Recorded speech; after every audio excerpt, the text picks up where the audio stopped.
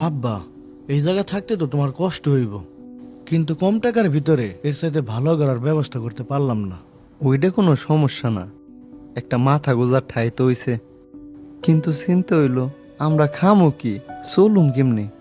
আব্বা, আমি তো বাইসা আছি, তুমি এত টেনশন করো না, একটা ব্যবস্থা হইব নে। তুমি থাকো, দেখি কোনো কামের ব্যবস্থা করতে পারি কিনা। এই এই রংটি তাড়াতাড়ি ডেলিভারি দিতে পাঠা। দুলা ভাই দেন তো হুন্ডাটা কি মনে হয়েছে? হুন্ডা তো এটা ভালোই। এই হুন্ডা তুমি কোনে পাইলে? কার হুন্ডা এটা? কার আবার? আমার কিনছি। কিনছাও? এই 6-7 লাখ টাকা দামের হুন্ডা এত টাকা তুমি কই পাইলে?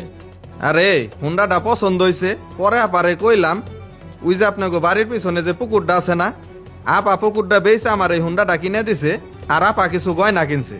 কও কি তুমি? আমার জমি বেচলে আমার একবার জানানোরও প্রয়োজন মনে করলে না, আর তুমি যে হুন্ডাটা কিনলে আমার একবার কইলেও না। জমি হইলো আমার আপার নামে, আপনার আবার কি জানাইব? আর আমি আপনার একমাত্র শালা, আমি না হয় সামান্য একটা হুন্ডাই কিনছি, এদের জন্য কি আপনার কাছে কৈফিয়ত দেওয়া লাগবে নাকি? আচ্ছা ঠিক আছে, তুমি যাও।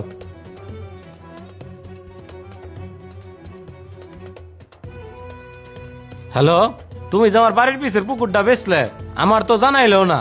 ছোট একটা পুকুর, আর পুকুরটা আমার নামে, তোমার জানান লাগবো কেন?